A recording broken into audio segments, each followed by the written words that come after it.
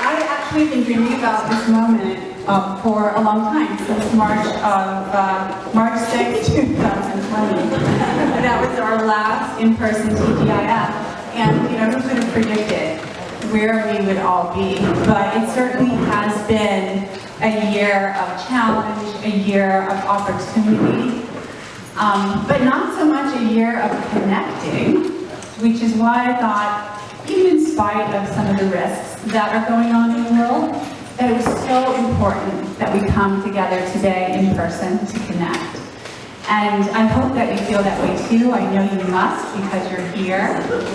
And so we will continue to connect, to create community, and to do all that we can as women to lift one another up and to empower each other. I mean, because honestly, that's what it's all about. Who can say they got through the last 18 months without their girlfriend?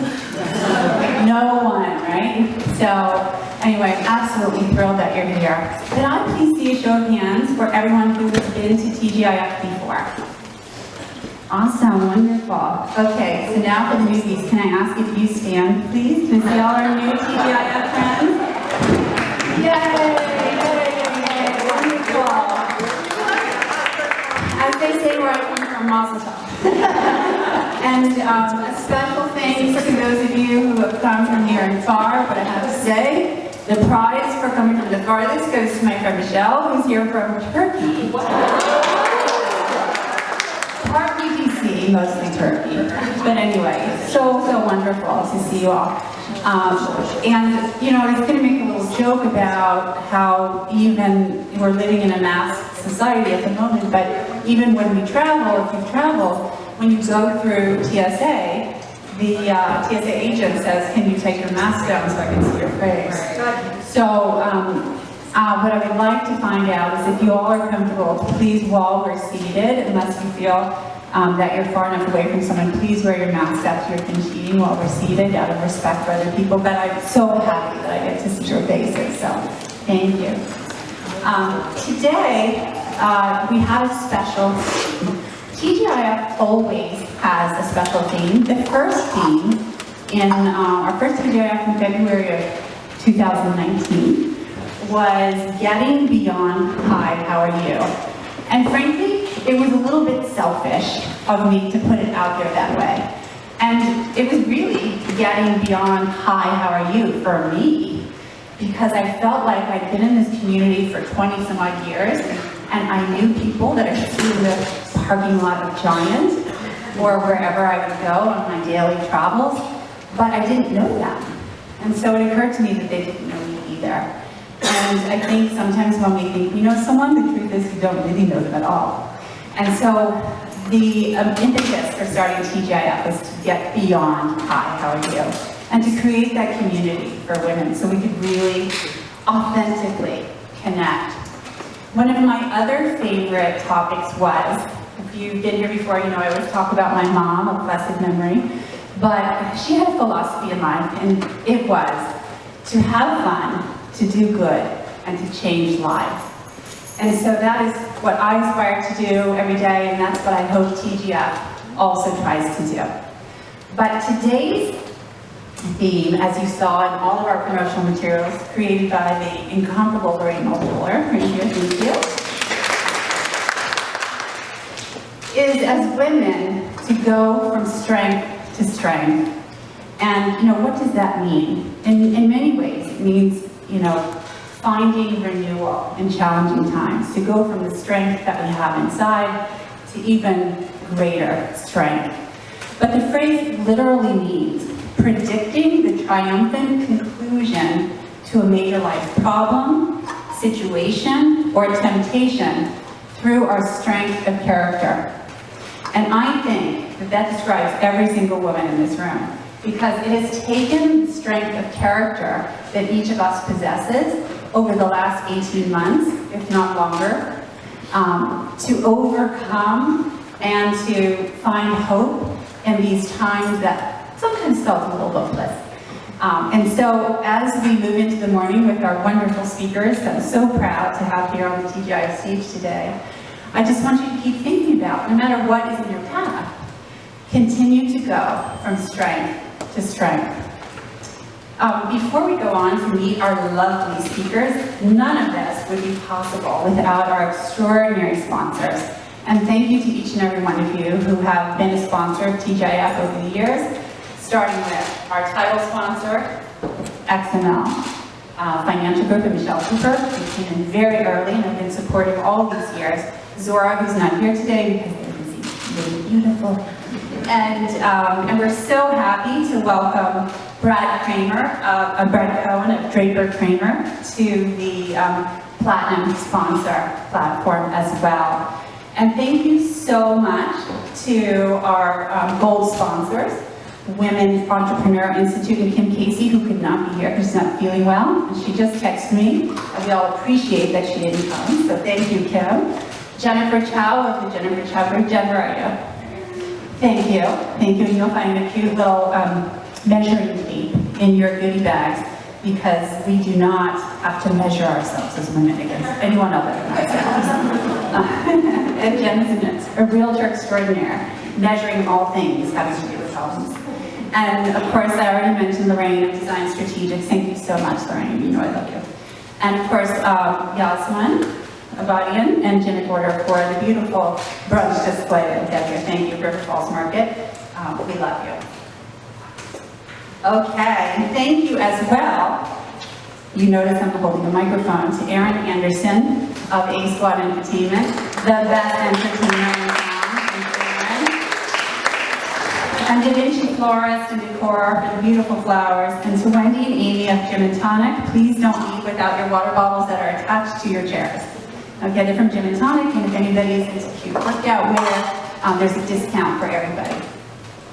Okay, so without further ado, I'm so proud to introduce you to our teach speaker, Maria Leonard Olson. I first met Maria 5 years ago when we were taking a writing class together with the incomparable Iris Krasnow. Many of you know Iris. She's been a TGIF speaker as well. Not to mention a New York Times bestselling author of now 8 books, but she was very inspirational. But Maria was equally inspirational to me, as we would always go around the table and she would share inspiring stories about her life. And so Maria is here today. She does so many things. I'm not quite sure how she does them all, but today we're going to find out. So, let me tell you about Maria. Maria is an author, an attorney, a public speaker, and a podcaster. And her talk today will be about becoming your best version. And we're all about constant and never-ending improvement, right? So can't wait to hear what you have to share. Maria is a biracial woman whose parents were forbidden by law to marry in their home state of Maryland in the early 1960s. She is the mother of 2 children, a lawyer, journalist, and author of 2 adult nonfiction books and 2 children's books. She also leads writing and empowerment retreats for women and hosts the Becoming Your Best Version podcast. Maria has written for the Washington Post, Washington Bethesda Magazine, Parenting, Baby Talk, Washington for Women, get the idea, she's a writer. And most recently, an article that just came out this week, in the Echo, for those of you that are my age, it's a publication of AARP. A beautiful article, which I can share afterwards. Maria has also recently returned to practicing law, now that her children are launched, something we all aspire to do, launch our children. Maria graduated from Boston College and the University of Virginia School of Law and served in the Clinton administration's Justice Department. Please join me in welcoming Maria.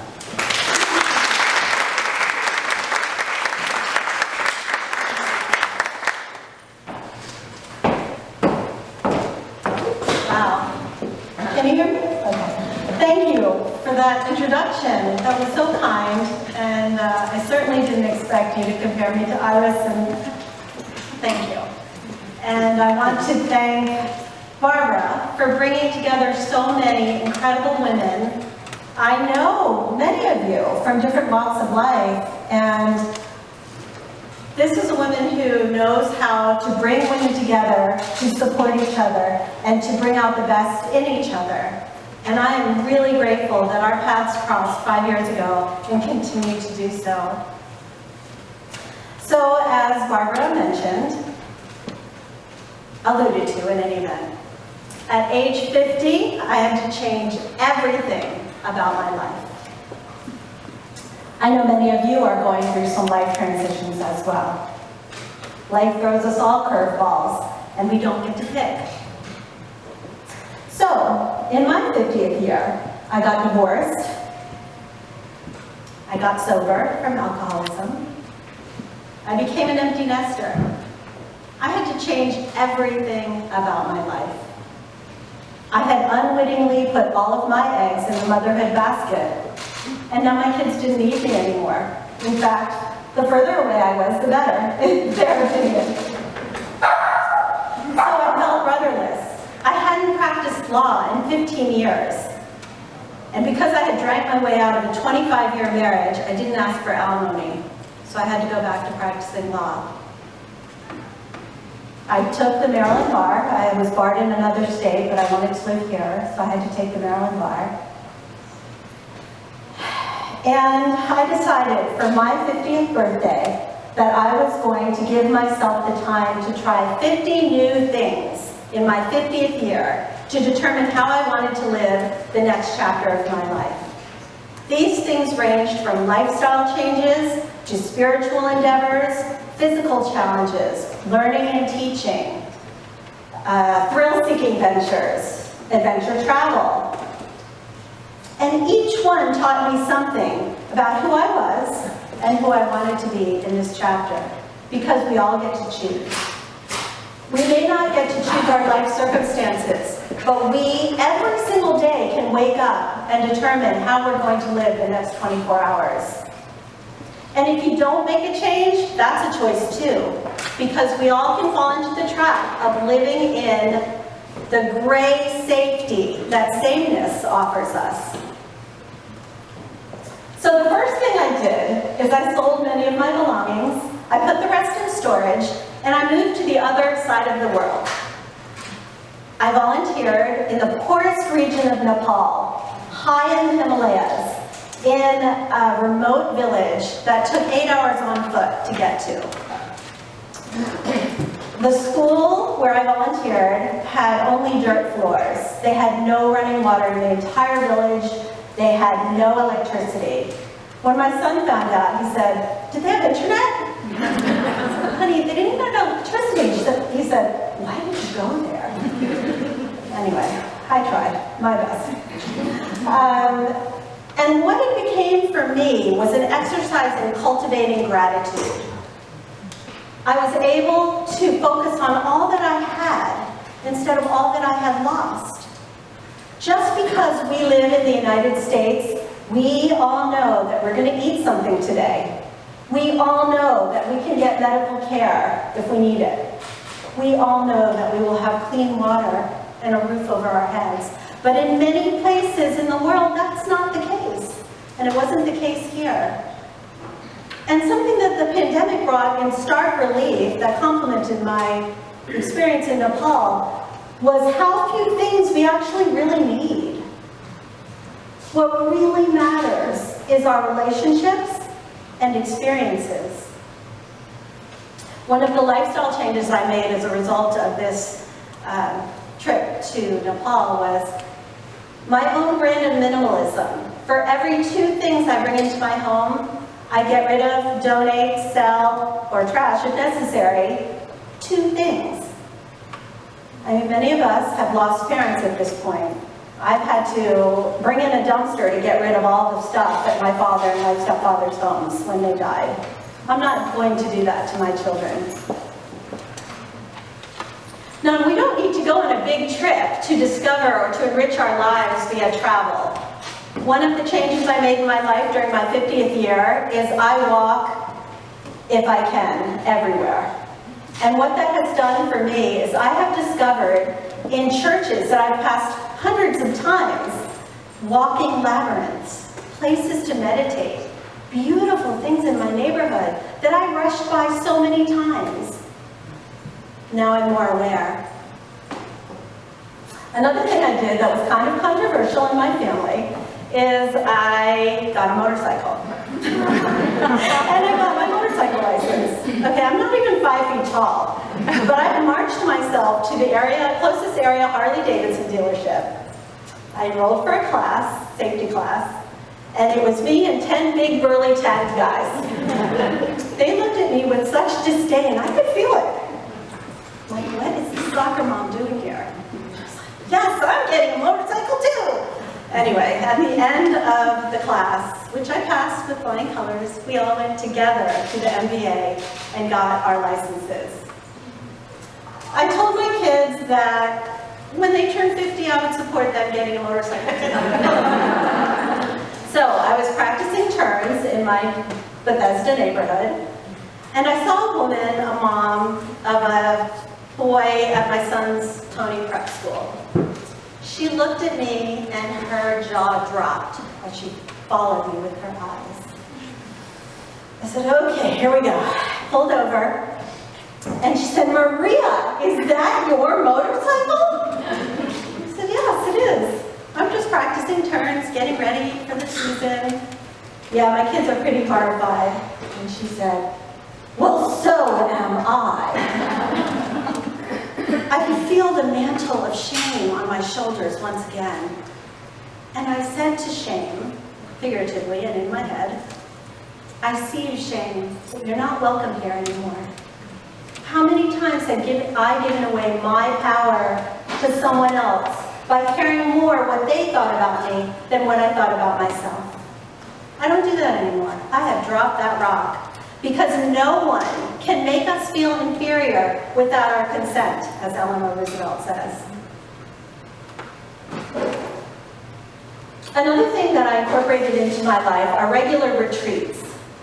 I know some people here give retreats, actually. And they are an excellent way for me to step back, for all of us to step back and see what's serving us and what's not in our current lives. I believe we all need time to step back and reevaluate regularly. And the pandemic taught us that we can do retreats in our own home. We can do vacations in our own home. I carve out a little corner of my house now that my kids are gone, but a little corner of my house that is just for me and things that inspire me and remind me of how far I've come and where I'm headed. The pandemic taught us all how to be more human beings rather than human doings. I just brushed through so much of my life. And I learned how to be more intentional about how I spend my time.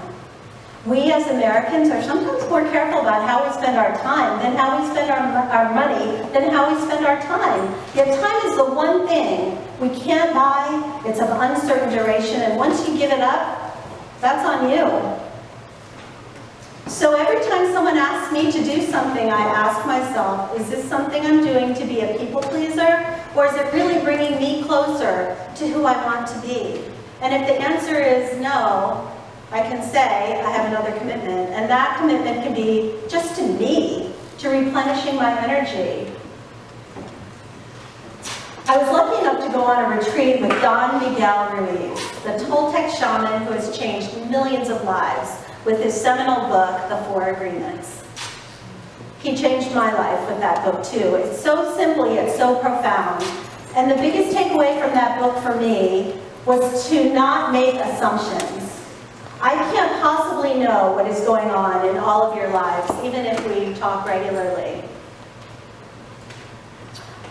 I also learned through Don Miguel Ruiz's teachings that until I dealt with my trauma in my life, that I could never be a fully authentic me. 1 in 4 women in the United States will have been sexually assaulted in their lifetimes. The Me Too movement brought that out of the shadows. I kept my assault secret for decades. And it wasn't until I allowed trusted women to bear witness to my pain that I was able to heal. It was like holding a beach ball underwater. It took a tremendous amount of psychic energy. And that trauma popped up in unexpected ways if I were triggered by something that had nothing to do with that person. It just triggered something in me. So I implore you, if you have a trauma you haven't dealt with, find a trusted soul sister or a therapist, and please don't let that keep weighing you down like it did for me. Every person and situation we encounter has the capacity to teach us something if we are open to the lesson. I try to learn something new every day, and I commend you on coming to forums like this to expand your mind, to learn a different perspective. We know that this is mental self-care and staves off mental decline if we keep learning. Viktor Frankl's book, Man's Search for Meaning, also reminds me of the ability to choose our response to any situation. Practicing the pause between stimulus and response has improved every relationship in my life, especially with my adult children. So before I say something, I ask myself, does it need to be said? Does it need to be said now? Does it need to be said by me? And most of the time the answer is no. So the three biggest lessons of my year of magical doing. Number one, no one is responsible for your happiness but you. I used outside affirmations as a barometer of my self-worth, and I don't do that anymore. We can't control what other people think. We can only control ourselves. Live with intention. Ask yourself if what you're doing is bringing you closer to who you want to be or not. I avoid energy vampires. I avoid negativity. I surround myself with people who help me to be the best version of me that I can be. One thing I did for myself when my husband married a tall blonde fitness instructor was I had a marriage ceremony to myself. I invited my three best friends to a mountain retreat, and I made vows to me, to how I wanted to live my life, to the promises I made to me. So what now? What am I doing now? I'm turning my traumas into a force for good. I speak to women's groups. I write all the time about things that I think I can help with. I help women struggling with addictions, with traumas, with sexual abuse, assault, with self-hatred, because I went through those things. What are your best strategies? What barriers have you faced that you can help a fellow sister face now? Ask yourself, what brings you joy? What do you spend most of your time thinking about? Which will give you a clue to what is really important to you.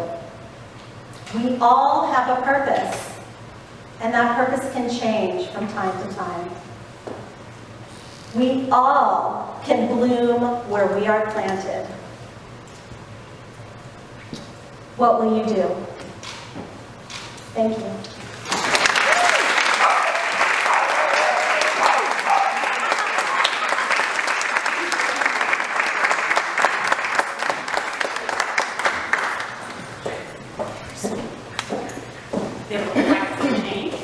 Introduce you to our Give speaker, Siobhan Davenport. Giving is something we can all do in our own unique way, whether it's time, money, a hug, a smile, be friends.